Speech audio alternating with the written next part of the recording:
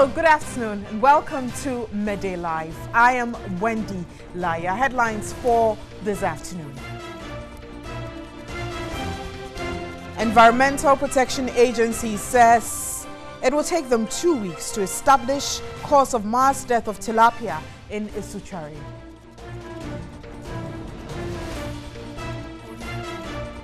Trades Union Congress demand release of reports on scandal that hit SNIT a year ago.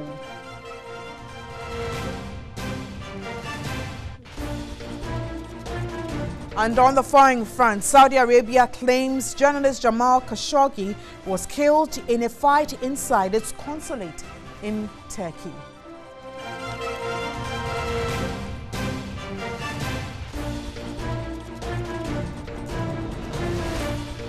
I've got details of these stories and many more lined up this afternoon. Please do stay.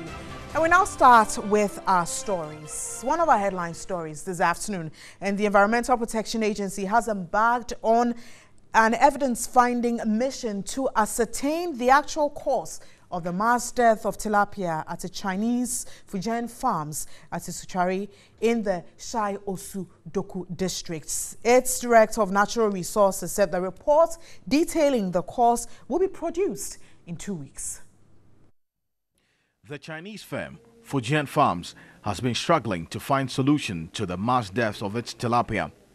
Already, more than 30 trucks of dead tilapia have been disposed of, while more are reported to be dying. The decaying tilapia are not being well disposed of, as management of the company lack the requisite knowledge on how to go about it. A team from the Environmental Protection Agency, led by its Director of Natural Resources, Carl Fiati, was on an evidence-finding mission to the farm to ascertain the actual cause of deaths after management of the farm wrote to them requesting their assistance. In the previous years, there has been occasional fish kills along this side of the lake, but this, from the report and then the video clips that they sent to us, it looks like this is an exceptional case, and so we want to look critically into it. According to Carl Fiati, sampling has been done and some of the tilapia have been collected for further investigations. He's confident they would unravel the cause in 2 weeks. On the issue of the gross smuggling of the decaying tilapia onto the market, he explained it would require the respective assemblies in the area to deal with it. Meanwhile, some workers of the company are accusing their employers for looking on unconcerned when the fishmongers collected the dead tilapia to be processed for the market. The workers, who for the fear of losing their jobs spoke on condition of anonymity, also said there is no direct supervision, and so their employers do not adhere to best practices. A resident told the news team how the entire Isuchari community is suffering because of the negative practices by the company. Some years ago, this is the river which our forefathers were drinking. But since the white men came, the things we saw in the river or passing, because of that we didn't drink the river. Up to now we are buying pure water. Let's look at other stories now, and we're looking at vigilantism. And TV3 has intercepted a video circulating on social media with the Ashanti Regional Youth Organizer of the NDC, Broja Jamfi, urging members of vigilante groups, the Hawks, to take all steps to protect members of the NDC in the run-up to the 2020 elections. He's spoken to. Let's take a listen. Choboy, Choboy, Choboy,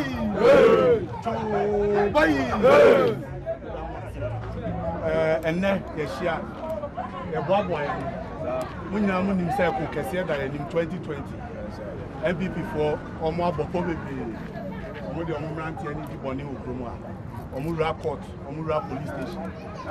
Any court for Niasa, any police station for Niasa. Name of me a boy, I want to say about NDC, no buying. Send a Bayer 2020.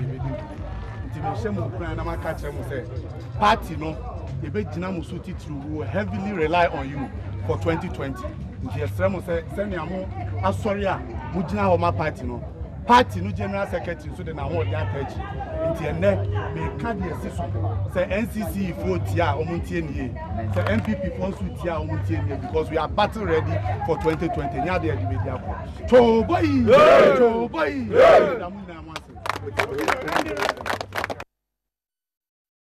So we just watched a visual of the Ashanti Regional Youth Organizer of the NDC, Buja Jemfi, speaking to one of the vigilante groups of the NDC, which is the Hawks, saying that they will heavily rely on them for support to the run-up, to protect their members as well in the run-up to the 2020 elections. This afternoon, I will be speaking to Emmanuel Kutin. He is the Executive Director of the African Center for Security and Counterterrorism via Skype. Good afternoon, Emmanuel, and thanks for agreeing to speak with us. Good afternoon, Wendy, and very good afternoon to your cherished listeners. Now, how worrying is this situation and this video we've watched, knowing that a number of stakeholders are talking about vigilantism and disbanding activities of these vigilante groups? Well, this video we have just watched is very unfortunate. And I think that we should not, or the leader of the group, understand he's aspiring for the National Youth Organizer of the NDC. I think he's not fit to lead the youth in this country. But let's put the issues in perspective. If you look at the issue of political vigilantism, you prefer to call it that, but I call them political hooligans. They have become a serious threat to our democracy. And I think the police have to wake up from their slumber and act as soon as practicable. If I can hold you there, if you talk about acting as soon as practicable, this is not the first time probably such videos have circulated on social media and have gone viral. If you talk about taking action, what exactly do you mean? Well, you see, Asedun Ketia made a similar statement. And if you hear what the young man said in Chui, he made a reference to the General Secretary of the NDC. And we're expecting that when the Hawks were formed, the police would have taken the necessary action to call the political parties into a roundtable discussion to look at the way forward in, if you like, disbanding these hooliganic groups. But I think that the police hands are equally soiled, given that the ruling MPP government has got various political hooliganisms within itself, and the police have not acted. You see, the NDC is trying to equate what the ruling government is doing. And you realize that two wrongs does not make a right. Look at the young men that this aspirant is speaking to. You realize that they are very ignorant and impressionable youth who are looking for jobs. So because there are no jobs, politicians try to prey and use these youths to achieve their political objectives. And when they win power, they damn them. So I will appeal to civil society groups, especially those who are involved in youth development, to educate our youth not to follow these politicians. At least we have history in our hands to show that more often than not, when they use these boys, they get to power, they don't give them jobs. And that was why when the MPP came to power, we saw the activities of these political hooligans going about chasing people out of offices and those kind of things. I also want to appeal to the stakeholders in Ghana's security, especially the religious groups and the Christian Council. I think these things, we talk about it every now and then without any action. And we don't know what we are creating. And I've always been of the view that if you create a monster and you can't control the monster controls you. And in many instances, we have seen these political hooligans attacking its own members.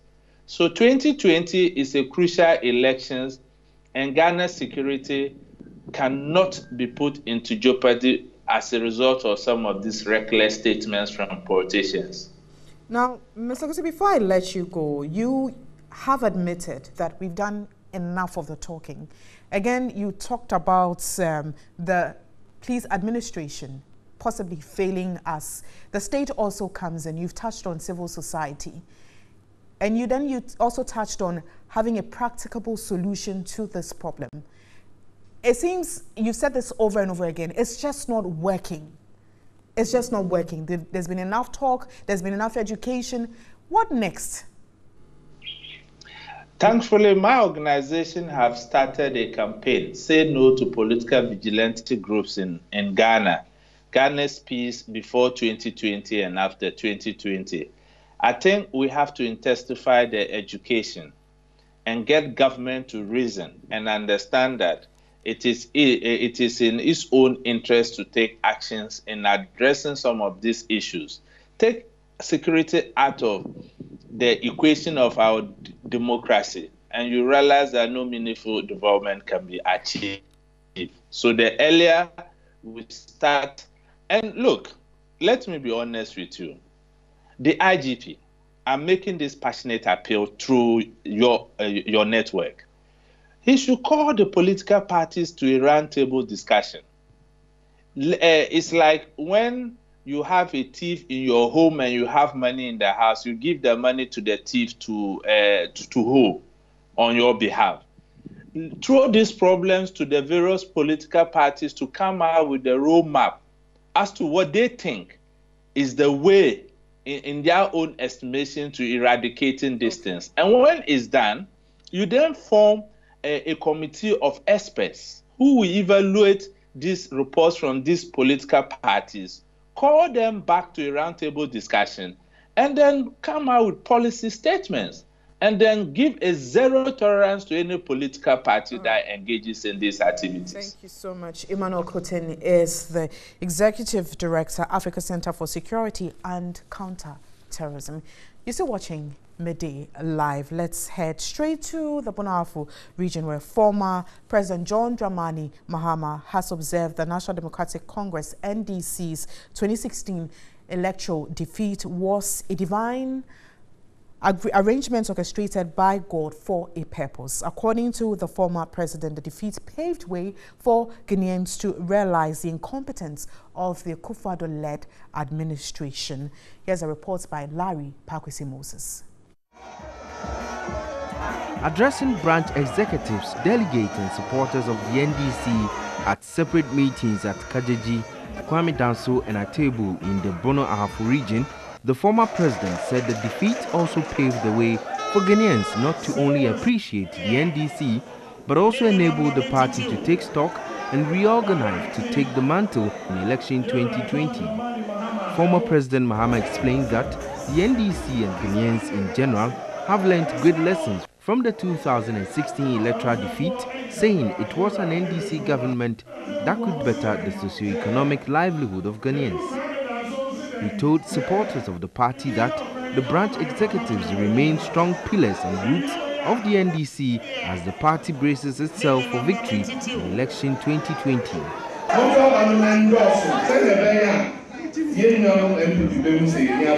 Make sure you vote massively for me to demonstrate to the NPP that we mean business.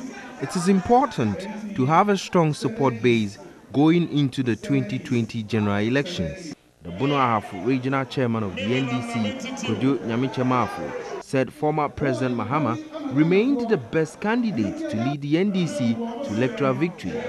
The former president is in the Bono Ahafo region to canvass for votes from delegates during the NDC's forthcoming delegate congress to elect a flag bearer to lead the party in election 2020. Well, my colleague Larry Pakwesi Moses joins me via phone to give us updates on the former president's campaigning in the Bono Ahafo region. Hello, Larry. Now, can you tell us more about the former president's campaign in the Bono Ahafo region for today?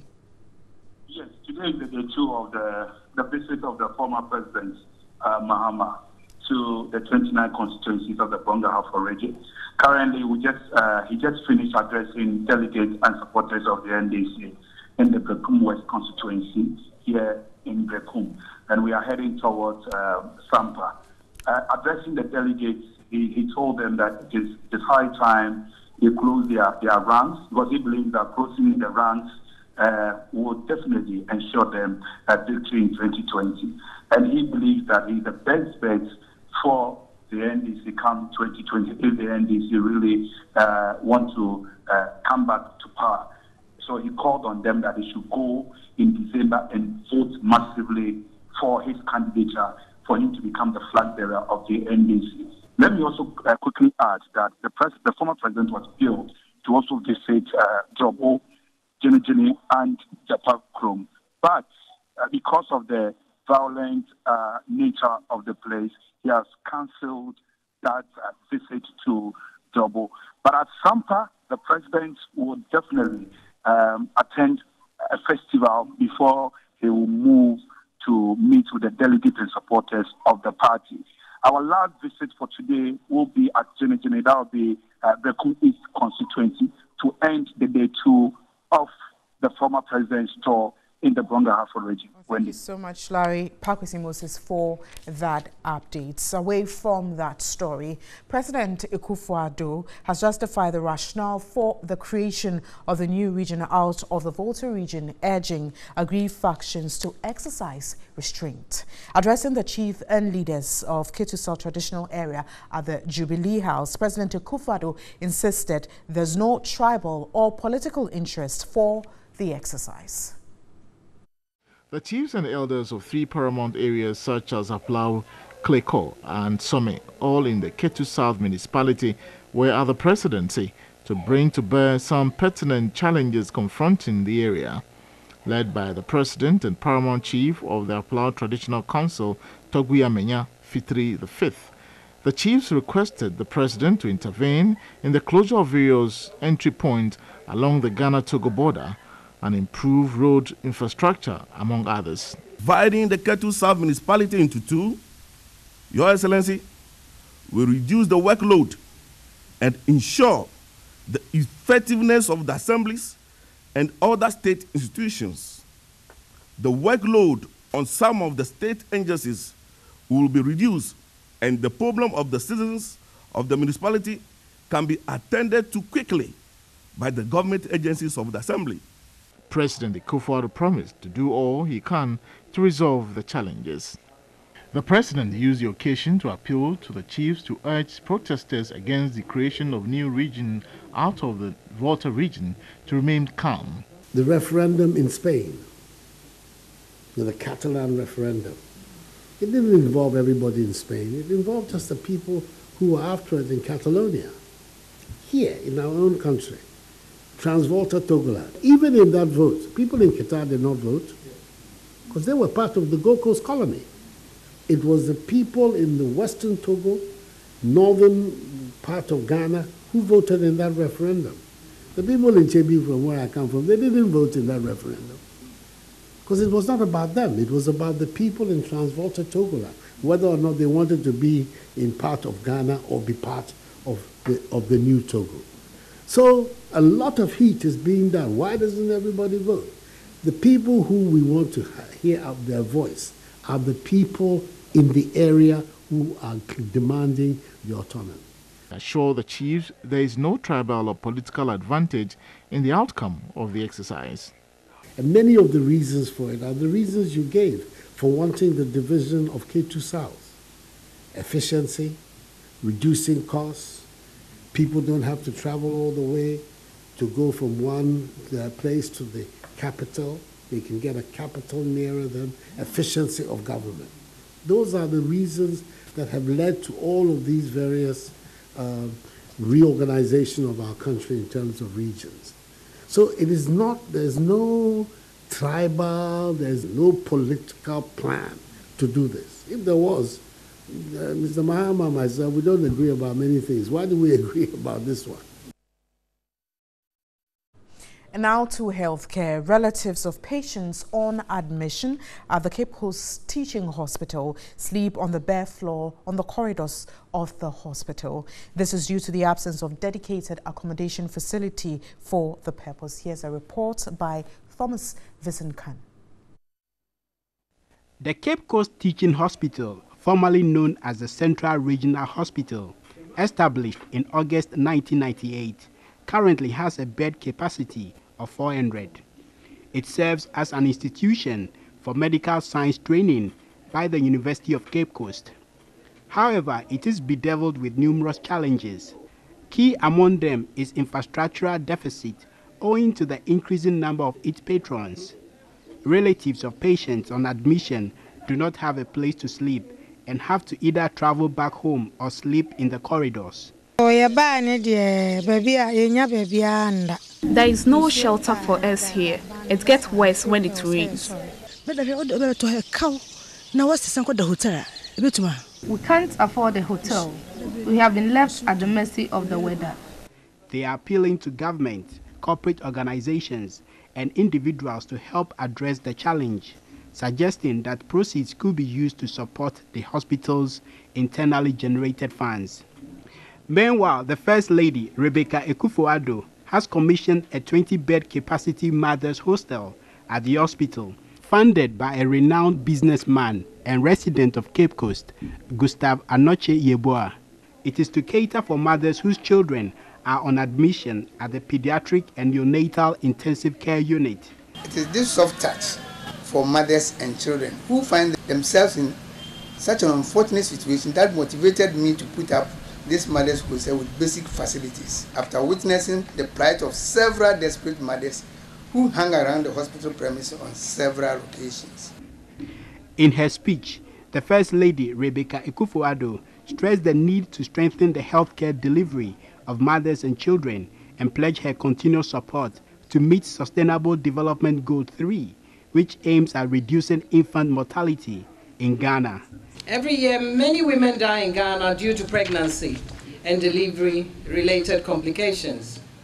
Many of these deaths can be avoided through effective, appropriate maternity care and preventive diagnostic and timely therapeutic interventions. Deputy Director of Nursing at the hospital, who doubles as the matron in charge of the pediatric unit of the Cape Coast Teaching Hospital, Ifea Atakora, said the new hostel would bring a huge relief, but appealed for support to address the lack of space at the ward. Away from healthcare, let's now focus on sanitation, and we'll look at Agbegloshi. The prospect of a clean Accra is not impossible. However, the chances of seeing Accra as the cleanest city in Africa may just be a mirage, if not wishful. A visit to the biggest food market in the city, Agbegloshi, exposes the threats of filth poses to patrons. And Peter Kwao Adato reports that the streets in the market as well as the lorry park have been turned into a waste dumping site. President Akufo-Addo last year made a declaration to make Accra the cleanest city in Africa. This was his response to the unanswered questions on the growing concern over waste in the city. The president went ahead to create a dedicated ministry to tackle sanitation and water. But government strategy in fighting the menace appears to be scoring low marks in meeting the target. Nearly 2 years on, very little change is visible. This is Agbegloshi, the biggest food market in the capital, Accra. All manner of food items, perishable and non-perishable, are on sale here. These activities undoubtedly result in huge tons of waste every day. However, there's only one waste container available to the entire market. The single container is usually not lifted regularly, we were told. Additionally, waste contractors contracted to keep the area clean are also not always readily available. As a result, there is widespread indiscriminate dumping of waste around the market, the lorry park, and in the gutters. We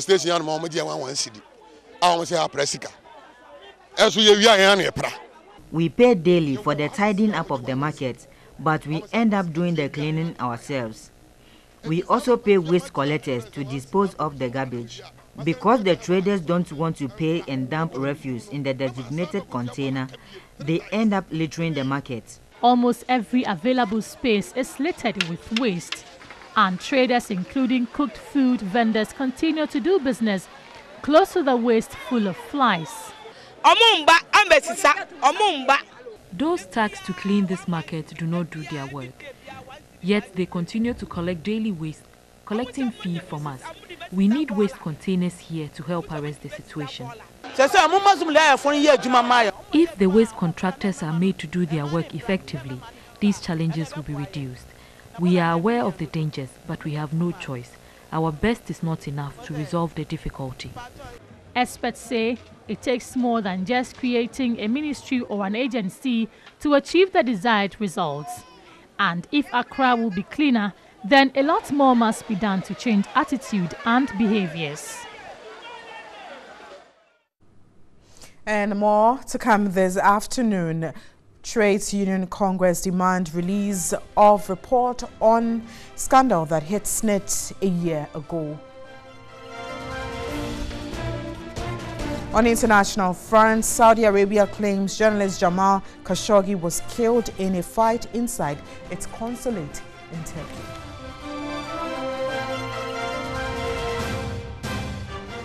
I'm Wendy Lai. We have more. Do stay with us.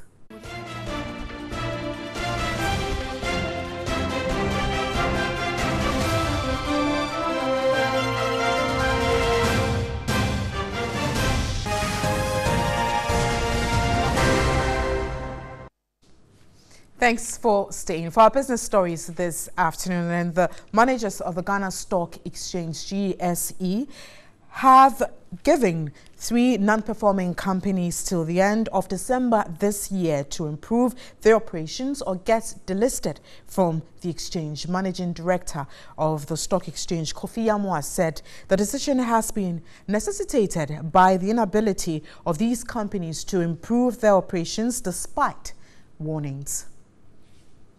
The Managing Director of the Ghana Stock Exchange, on the sidelines of Facts Behind the Figures, organized by the exchange for listed companies, indicated the affected companies are Cocoa Processing Company, Aluwex, and Pioneer Kitchenware.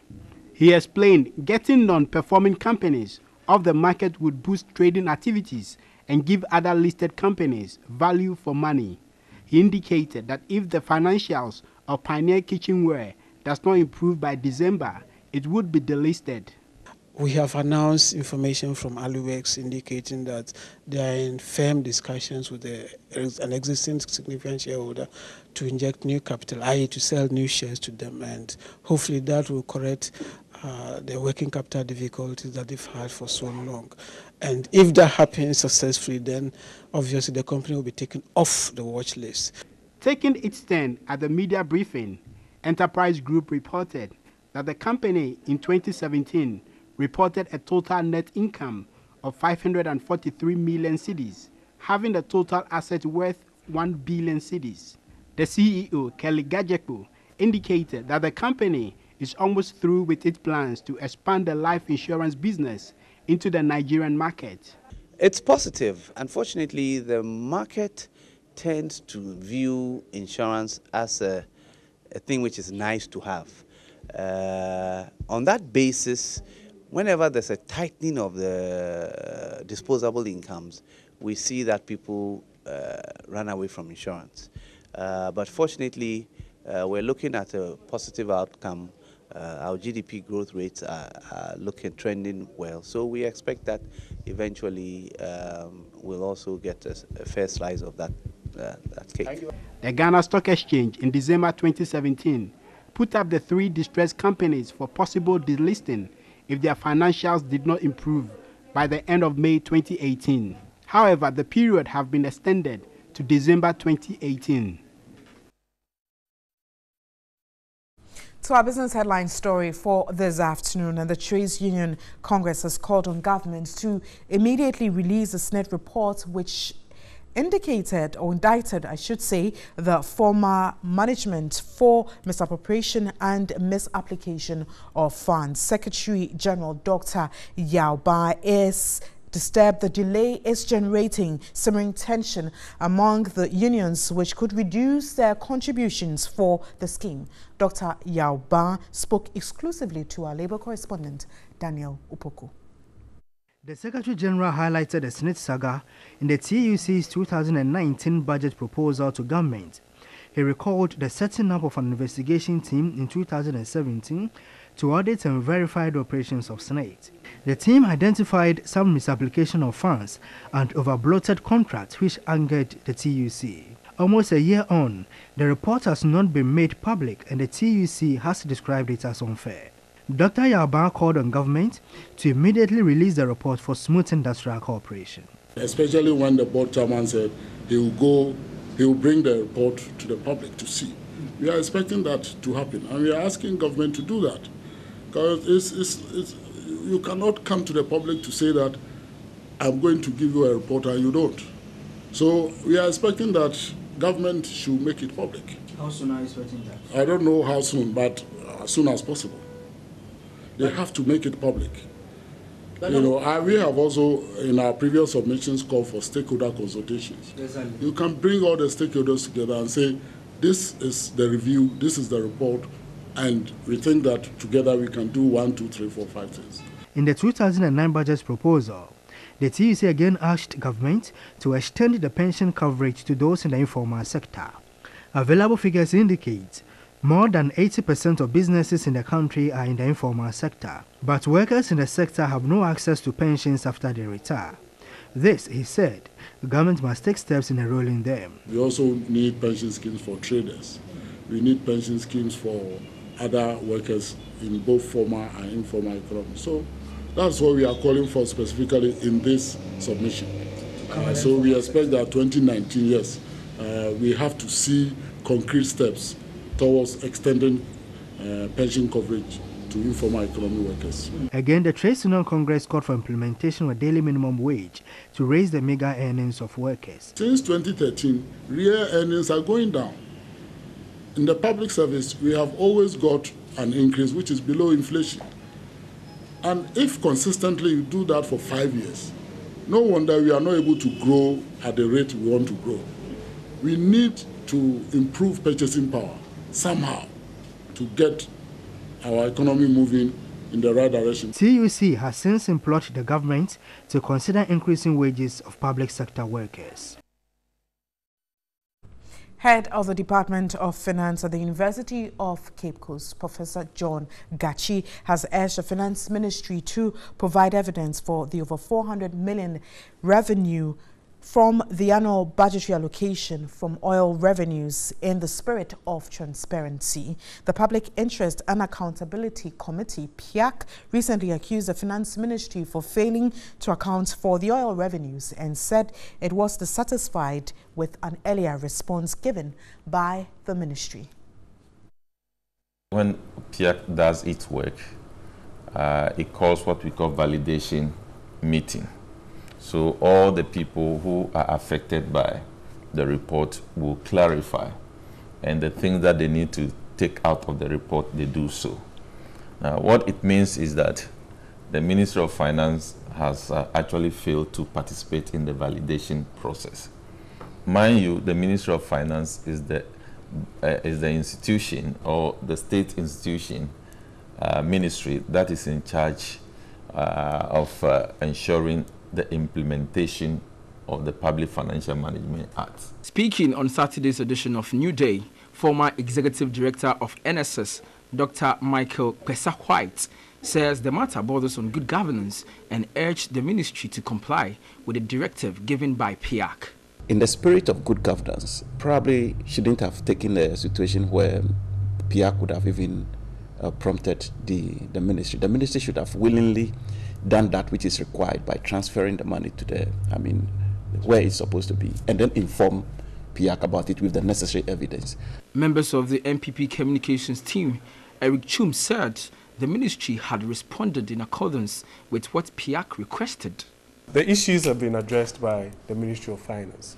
If there are certain ways of engaging so that it doesn't come to this point where it looks like there's a public confrontation or friction between PIAC and the Ministry of Finance.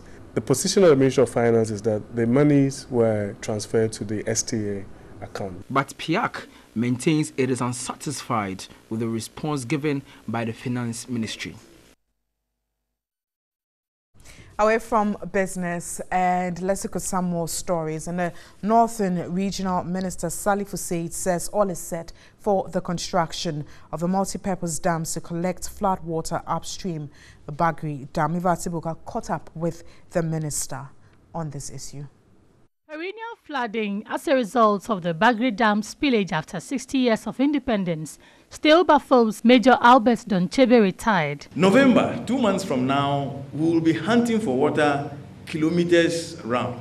Water is at the heart of our development. How we can conserve water, how we can ensure that there is enough water throughout the year will be the beginning of our salvation.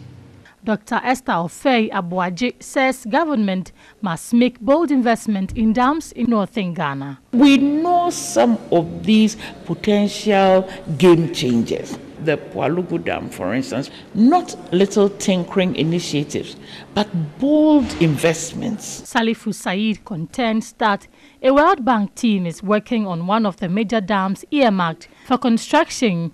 His worry is delays in the release of the funds and procurement processes for work to begin thereafter. World Bank team who came around in the region, I told them that they need to fast track because they have started working on the Pualugu Dam that is supposed to be dammed to perform a multiple functions. Releases of the funds is delaying, and that has stalled the procurement process. Salifu Said noted construction of major dams will enable the 3 regions of the north to realize their true agriculture potentials. Turn the perennial water flooding problem to a perennial opportunity, because if these dams are put in place, I can tell you we will produce, and down south, other regions, they will stop farming and invest in other areas so that the 3 regions of the north can supply the food needs of the country and even export. The minister is also calling on the private sector to consider investing in dams and irrigation facilities, emphasizing that multi-purpose dams will rewrite the narrative of northern Ghana.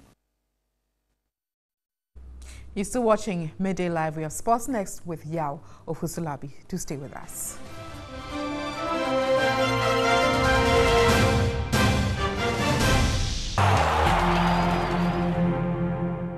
Hello, good afternoon. Sports News Time here on Midday Live. My name is Yao Ofusulabi. Now, Ghana won't be represented in the 2018-2019 CAF Champions League and the CAF Confederations Cup, according to the Normalization Committee of the Ghana Football Association. The GFA Normalization Committee and the Ghana Premier League clubs have unanimously agreed for the country to have a representative in the next edition of the CAF Interclub football competitions in the CAF Champions League and the CAF Confederations Cup. The 2 parties took the decision at the Alisa Hotel yesterday after their maiden meeting since the Normalization Committee was constituted on September the 13th, 2018.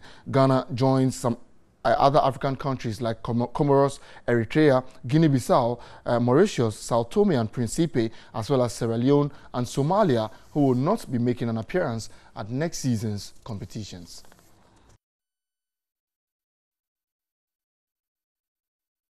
To some more stories now, and the facelift of the Accra Sports Stadium has seen progress lately as work is still continuing in order to meet the deadline ahead of the Africa Women's Cup of Nations, which is slated for November 7 to the 1st of December 2018. My colleague Naneka Mankwa has more on this report. Evening matches wouldn't be a problem here at the Accra Sports Stadium again. As you can see, all the floodlights are back to its shape and it is on for the ALCON 2018. This renovation work started some months ago, but today everything looked perfect, or 80% done for the ALCON 2018, according to the Ministry of Youth and Sports. And the LOC says they are ready for the tournament, which is supposed to come on next month, 17th to December 1st. A visit to the venue by TV3 Sports on Wednesday night saw improvement on the pitch and the facility with less than a month to go. Due to the time constraint for the Women AFCON, the surface of the pitch was only removed in order to replant and reshape the grass to the standard level, which can last up to a maximum 5 years. The pitch is still going to be worked on when the Women AFCON starts, and according to authorities, it is the best way to maintain it.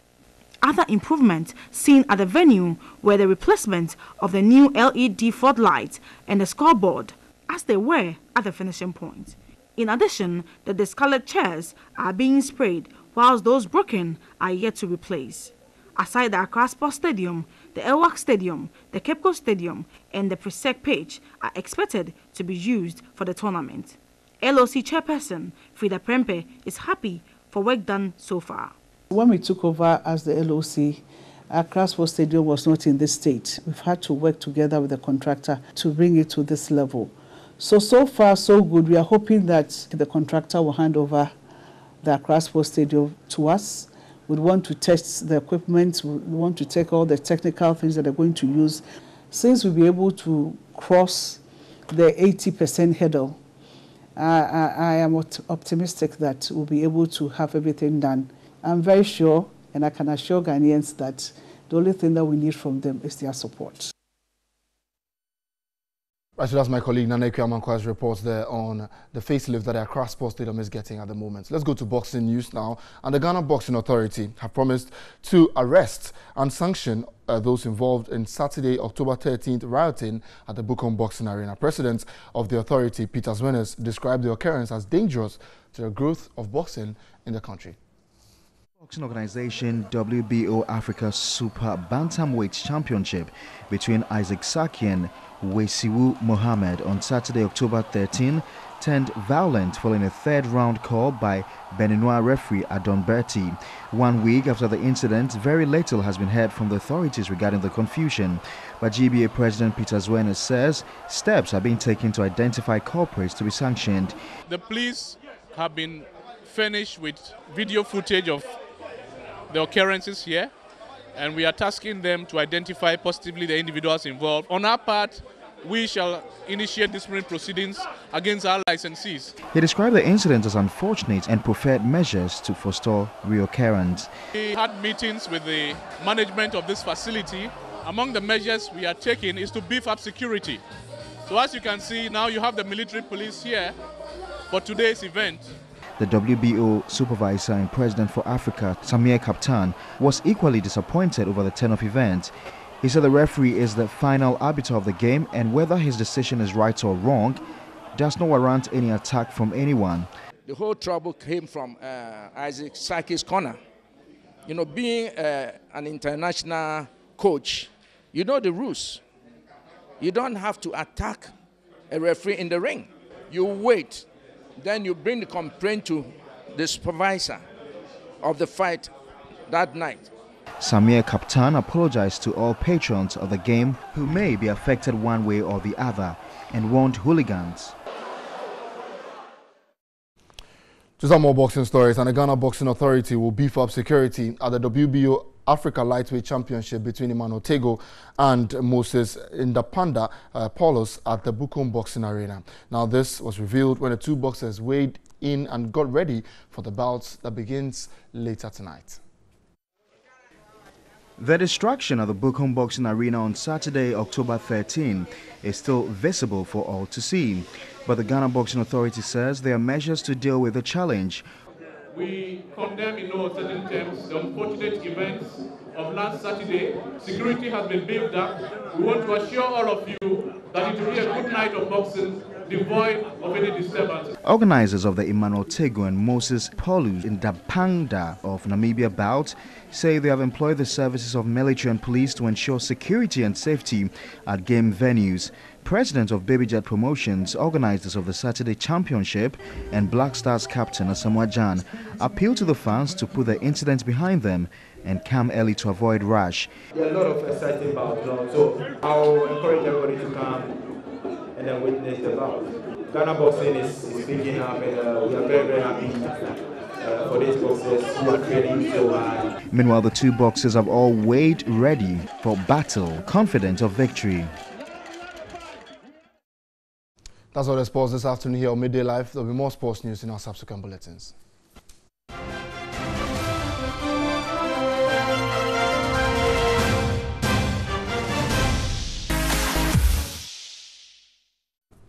And for entertainment this afternoon, everyone knows a funny person, and if you can have the ability to make a crowd laugh at a joke. But how about you meeting a family where a dad, mom and son are all trying to be comedians? That is the story of comic group SDK and family.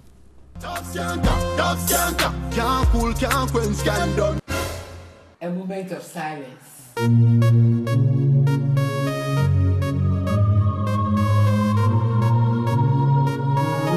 Something wicked. Top skanker. Sharpa shene. The meat warrior. And so brother, mo go wana winam nana, boy winam nana me go. Oh the we. Almost was spice na mo. The man am a spice over there. The family comic group started off after a failed attempt by Sadiq Sule to play a dual role in a comedy skit. He was trying to play a role of a female and himself. So he asked his mother, Rebecca Opon Sule, to help him out. And the mother of Sadiq, who is in her late 60s, willingly joined. Just what do you know me a tochi? What do you know dress you want my to the school? School fees were the 10 cities after school, BJ. Since I was to study 7 or 3 times a day. They are mad. I better call Nabi and every fear, Mamma Chow. My friends are paying. Your friends. Who are they? Are they we? Are we them? We them are. Then we are. We figure them. They figure we. Swine. And the hits on social media platforms is a proof of how great their act is. Rebecca Ponsule joining her son to act perhaps makes her the oldest female comedian at the moment. But Dad would not be left out.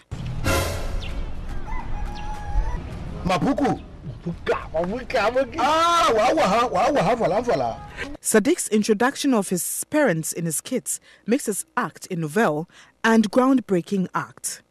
You be my favorite blessing. Let me try one mini answer. What the nonsense. You go make a motto. Slow down. To who boss in my milk. I want to.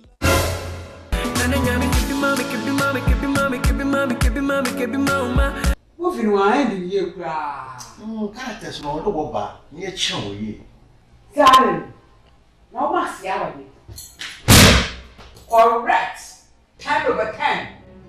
A bright sea. A penny day and a penny day. And Mom and Dad are proud of their son's venture and have given him their full support, not only as characters in his skits, but as his parents. Speaking to TV3, Rebecca Ponsule says parents should desist from declining their wards when it comes to careers they intend to take up.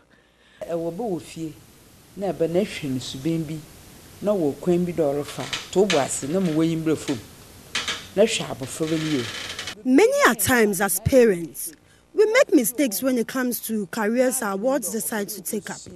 Instead of allowing them, we tend to decide for them. But that is wrong. Support your ward in careers they take up, and it will surely bring you victory.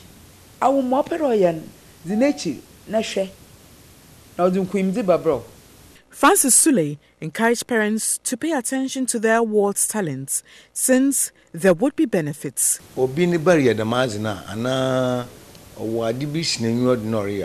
If your child decides to take up a particular career, as a parent, you must find out the benefit the child's decision will bring the family. Once you get that figured out, the family must support the child with prayers, togetherness, and love. Sadiq Sule also called on corporate bodies to help push comedy far. The industry players and the big companies and stuff, to help us. When someone is doing comedies, it's not only about just doing TV or doing stand-up comedy. Everywhere you can do your comedy there. So they shouldn't see us that, oh, we are your comedian for TV pair or for only stand-up. Everywhere we should be there, and they should support us. They support us in whatever we are doing, so that we can go far. position me amede be mo no wo friend blessing we no ma tell me.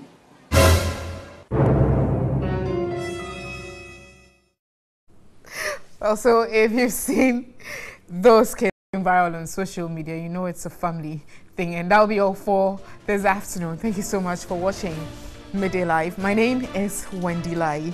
Enjoy the rest of our programs. To have a lovely afternoon.